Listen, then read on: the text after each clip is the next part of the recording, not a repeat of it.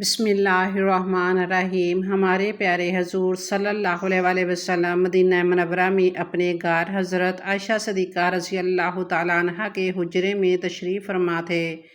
غزوہ احد کا دن گزر چکا تھا۔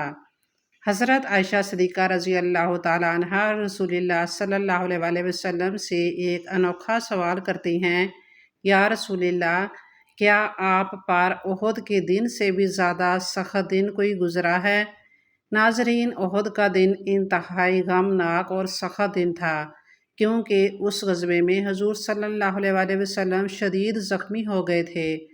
آپ کا دانت مبارک شہید ہو گیا تھا، اور اس جنگ میں آپ کے چچا حضرت حمزہ رضی اللہ تعالیٰ عنہ بھی شہید ہو گئے تھے۔ نہ صرف شہید بلکہ ان کے جسم کے اعضاء کاٹے گئے اور ان کے ناک کان کاٹ دیے گئے، ان کا کلیجہ نکال کر چبایا گیا۔ یہ انتہائی سخت دن تھا، لیکن رسول کریم صلی اللہ علیہ وسلم حضرت عائشہ صدیقہ رضی اللہ تعالیٰ عنہ کو جواب دیتے ہیں، ہاں، مجھ پر احد سے زیادہ سخت دن گزرا ہے، اور یہ وہ دن تھا کہ آسمان سے پہاڑوں کے فرشتے آئے اور عرض کرنے لگے، اے اللہ کے رسول، آپ صرف حکم کریں، ہم یہ پہاڑ اٹھا کر ان لوگوں پر گرا دیں گے اور ان کو چکنا چور کر دیں گے۔ تو ناظرین، کیا آپ جانتے ہیں کہ کافروں نے حضور صلی اللہ علیہ وسلم پر ایسا کون سا ظلم کیا تھا؟ پر اللہ تعالیٰ اتنا خفا ہو گئے کہ عذاب کے فرشتے نازل ہو گئے۔ تو آج ہم مکمل واقعہ آپ لوگوں کے ساتھ شیئر کریں گے۔ محترم ناظرین، نبوت کا 10واں سال تھا، جسے عام الحزن یعنی غم کا سال کہا جاتا ہے۔ یہ وہی سال تھا جس میں ہمارے پیارے نبی صلی اللہ علیہ وسلم کے مشفق چچا ابو طالب اور آپ سے بے انتہا پیار کرنے والی آپ کی محبوب بیوی حضرت خدیجہ رضی اللہ تعالیٰ عنہ کا انتقال ہوا تھا۔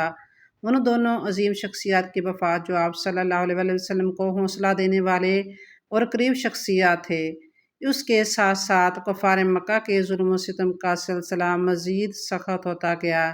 اس لیے نبی کریم صلی اللہ علیہ وسلم نے قریش مکہ کے ظلم سے تنگ آ کر شوال 1090 میں طائف جانے کا قصد فرمایا کہ شاید وہاں کے لوگ اللہ کی ہدایت کو قبول کریں اور دین حق کے حامی بنیں۔ آپ صلی اللہ علیہ وسلم نے اپنے آزاد کردہ غلام حضرت زید بن حارثہ رضی اللہ تعالیٰ عنہ کو ساتھ لیا اور طائف کا سفر کیا اسلام کی تبلیغ کے لیے۔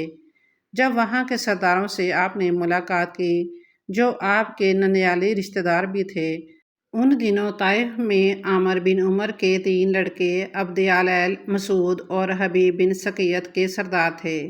آپ صلی اللہ علیہ وسلم نے مذکورہ بالوں 3 سرداروں سے ملاقاتیں کی اور انہیں اسلام کی دعوت دی اور اپنی مدد کی درخواست کی۔ آپ صلی اللہ علیہ وسلم نے مسلسل 10 دن وہاں قیام کر کے ان کو سمجھانے کی پوری کوشش کی، کفر و شرک چھوڑ کر ایمان کی طرف آنے کی دعوت دی، لیکن ان تینوں نے نہایت گستاخانہ جواب دیا۔ ایک نے کہا، اللہ کو تمہارے سوا اور کوئی نہ ملا جسے نبی بنا لیتا۔ دوسرے سردار نے کہا، کعبۃ اللہ اللہ کی اس سے بڑی اور کیا توہین ہوگی کہ تم جیسا شخص پیغمبر ہو۔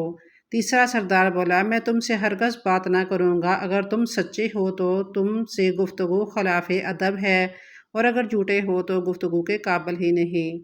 مذکورہ سرداروں نے نہ صرف ہدایت کو قبول نہیں کیا، بلکہ آپ صلی اللہ علیہ وسلم کو اس بستی سے نکال دیا۔ ان بدبختوں نے اسی پر اکتفا نہیں کیا، طائف کے بدماشوں اور اوباش لڑکوں کو آپ کے پیچھے لگا دیا کہ وہ آپ صلی اللہ علیہ وسلم پر پتھر برسائیں اور آپ کا مذاق اڑائیں۔ چنانچہ انہوں نے راستے سے گزرتے وقت آپ صلی اللہ علیہ وسلم کو پتھر مارنا شروع کر دیے۔ ظالموں نے آپ پر اس قدر پتھر مارے کہ آپ صلی اللہ علیہ وسلم زخمی ہو گئے۔ جب آپ زخم کی شدت میں بیٹھ جاتے تو یہ بد نصیب آپ کے بازو پکڑ کر دوبارہ پتھر برسانے کے لیے کھڑا کر دیتے اور کہہ لگاتے، پھر دوبارہ پتھر برسانے کے لیے کھڑا کر دیتے اور کہہ لگاتے۔ حضور نبی اکرم صلی اللہ علیہ وسلم کا جسم مبارک لہو لہان ہو گیا اور آپ کی جوتیاں خون سے بھر گئیں۔ جب آپ زخموں سے چور ہو کر بیٹھتے تو وہ لوگ دوبارہ بازو کھینچ کر کھڑا کرتے۔ جب آپ چلنے لگتے تو پتھر برساتے، ساتھ ساتھ گالیاں دیتے اور تالیاں بجاتے۔ پتھروں کے لگنے سے آپ کو شدید چوٹیں آئیں۔ حضرت زید بن حارثہ رضی اللہ تعالیٰ عنہ جو اس سفر میں آپ کے ہمراہ تھے، آپ کو بچانے کی کوشش کرتے رہے اور ہر ممکن کوشش کرتے کہ جو بھی پتھر آئے وہ بجائے آپ کے ان کے جسم پر آ گرے۔ اسی کوشش میں حضرت زید بن حارثہ رضی اللہ تعالیٰ عنہ کا پورا سر زخمی ہو گیا۔ آپ صلی اللہ علیہ وآلہ وسلم کے پاؤں اس قدر زخمی ہو گئے کہ ان سے خون بہنے لگا۔ شدید زخمی حالت میں آپ طائف سے باہر نکلے اور بنی ربیعہ کے باغ جو عقبہ بن ربیعہ اور شیبہ بن ربیعہ کا تھا ان میں ایک درخت کے نیچے پناہ لی۔ آپ صلی اللہ علیہ وآلہ وسلم بہت رنجیدہ، زخمی اور دل شکستہ تھے۔ وہیں آپ نے ایک بہت ہی درد بھری دعا مانگی جو دعا طائف یا دعا مستضعفین کے نام سے مشہور ہے۔ اس دعا کا ایک فقرہ توازن اور عاجزی کے سانچے میں ڈھلا ہوا ہے۔ اس سے اندازہ ہوتا ہے کہ طائف کے لوگوں نے آپ سے جو بدسلوکی کی اور بدتمیزی کی اس کی وجہ سے آپ کس قدر مغموم اور رنجیدہ تھے۔ آپ صلی اللہ علیہ وآلہ وسلم نے فرمایا، اے اللہ، میں تجھ ہی سے اپنی کمزوری اور بے بسی اور لوگوں کے نزدیک اپنی بے قدری کا شکوہ کرتا ہوں۔ اے اللہ، تو کمزوروں کا سہارا ہے اور تو ہی میرا رب ہے۔ تو مجھے کسی کے حوالے کر رہا ہے؟ کیا کسی بیگانے کے جو میرے ساتھ سختی سے پیش آئے، یا کسی دشمن کے جس کو تو نے میرے معاملہ کا مالک بنا دیا ہو؟ اگر مجھ پر تیرا غضب نہیں ہے تو مجھے کوئی پرواہ نہیں، لیکن تیری عافیت میرے لیے زیادہ کشادہ ہے۔ میں تیرے چہرے کے اس نور کی پناہ چاہتا ہوں جس سے تاریکیں روشن ہو گئیں اور جس پر دنیا اور آخرت کے معاملات درست ہوئے، کہ تو مجھ پر ناراض نہ ہو یا تیرا عطا مجھ پر وارد ہو۔ میں صرف تیری رضا چاہتا ہوں۔ جب تک تو راضی نہ ہو جائے اور تیرے سوا کوئی طاقت و قوت ہی نہیں۔ اسی اثناء میں اللہ تعالیٰ نے حضرت جبرائیل علیہ السلام کو نازل فرمایا۔ جبرائیل علیہ السلام ایک بادل میں تشریف لائے اور عرض کیا، اے محمد صلی اللہ علیہ وآلہ وسلم، اللہ تعالیٰ نے آپ کی قوم کی بات سن لی ہے اور آپ کے ساتھ ان کا سلوک بھی دیکھ لیا ہے۔ اللہ تعالیٰ نے آپ کے پاس پہاڑوں کے فرشتوں کو بھی بھیج دیا۔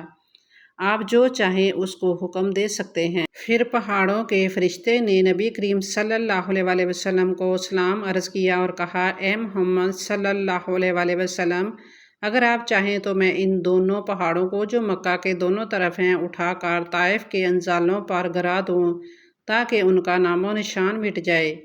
جہاں نبی رحمت صلی اللہ علیہ وآلہ وسلم کا جواب وہ تھا جو رہتی دنیا تک رحمت العالمین ہونے کا ثبوت دیتا ہے۔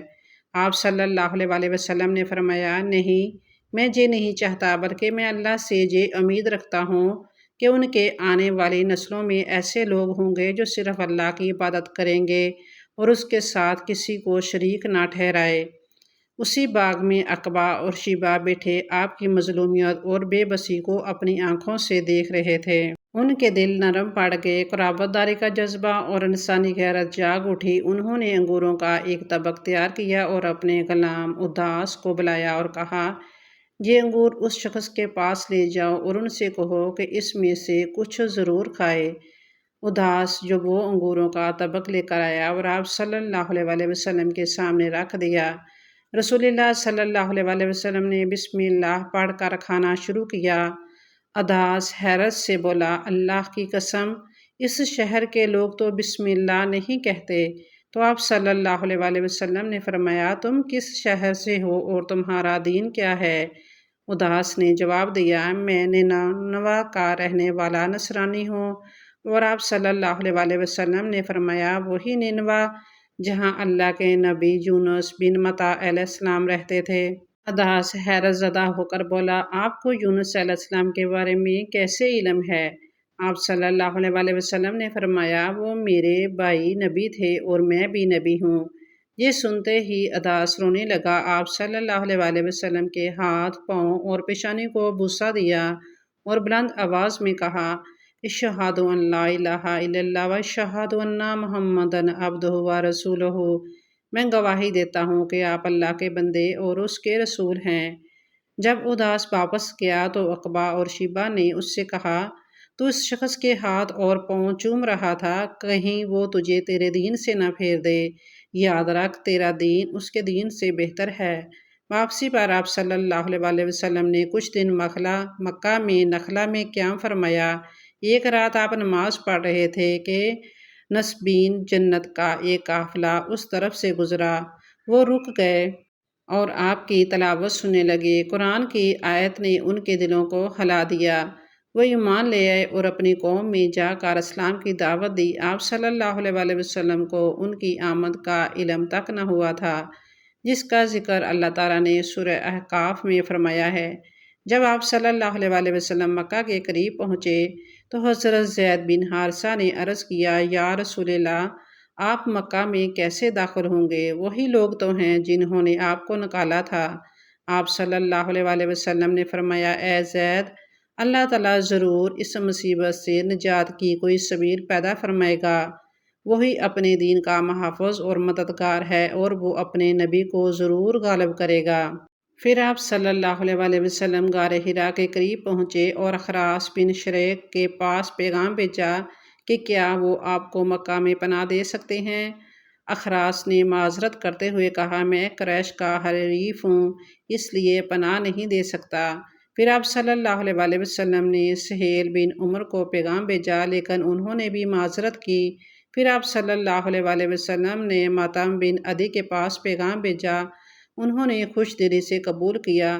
اپنے بیٹوں اور قبیلے کے افراد کو بلایا، سب کو ہتھیار بند کر کے مکہ کے دروازے پر کھڑا کیا اور اعلان کیا، اے لوگو سنو، میں نے محمد صلی اللہ علیہ وسلم کو پناہ دی ہے، کوئی بھی ان سے تعارض نہ کرے۔ مطعم خود اونٹ پر سوار ہو کر حرم آ پہنچے۔ آپ صلی اللہ علیہ وسلم ان کے ساتھ حرم میں داخل ہوئے، حجر اسود کو بوسہ دیا، طواف کیا، 2 رکعت نماز ادا کی اور اپنے گھر واپس تشریف لے گئے۔ مطعم اور اس کے بیٹے آپ کو گہرے میں لیے ہوئے تھے۔ اسی مطعم کے اس احسان کی یاد میں غزوہ بدر کے موقع پر جب قریش کے قیدی آئے تو آپ صلی اللہ علیہ وسلم نے فرمایا، اگر مطعم بن عدی آج زندہ ہوتا اور مجھ سے ان قیدیوں کی رہائی کی سفارش کرتا تو میں اس کی خاطر سب کو چھوڑ دیتا۔ واقعہ طائف میں ایک بات جو سب سے زیادہ اہم اور قابل توجہ ہے وہ آپ صلی اللہ علیہ وسلم کا عفو و درگزر ہے۔ بے انتہا تکلیف دینے والوں کو آپ صلی اللہ علیہ وسلم نے معاف کر دیا، جبکہ اللہ تعالیٰ نے عذاب کا فرشتہ بھی بھیج دیا تھا۔ آپ صلی اللہ علیہ وسلم کی اجازت کی ضرورت تھی، لیکن آپ صلی اللہ علیہ وسلم نے کہا، اے جبرائیل، ان کو عذاب میں مبتلا مت کرو، ہو سکتا ہے کہ ان کی اولاد میں ایسے لوگ پیدا ہو جائیں جو میرے دین کو ماننے والے ہوں۔ اس عفو درگزر اور صبر و تحمل کا نتیجہ تھا کہ چند ہی سالوں میں طائف کے لوگ ایمان سے مشرف ہوئے۔ ناظرین، ویڈیو اچھی لگی ہو تو ایک بار درود شریف حضور پاک صلی اللہ علیہ وسلم کے صدقے ضرور پڑھیں اور اللہ تعالیٰ کے 99 ناموں میں سے ایک نام کمنٹ سیکشن میں ضرور شیئر کریں۔ جزاک اللہ خیراً۔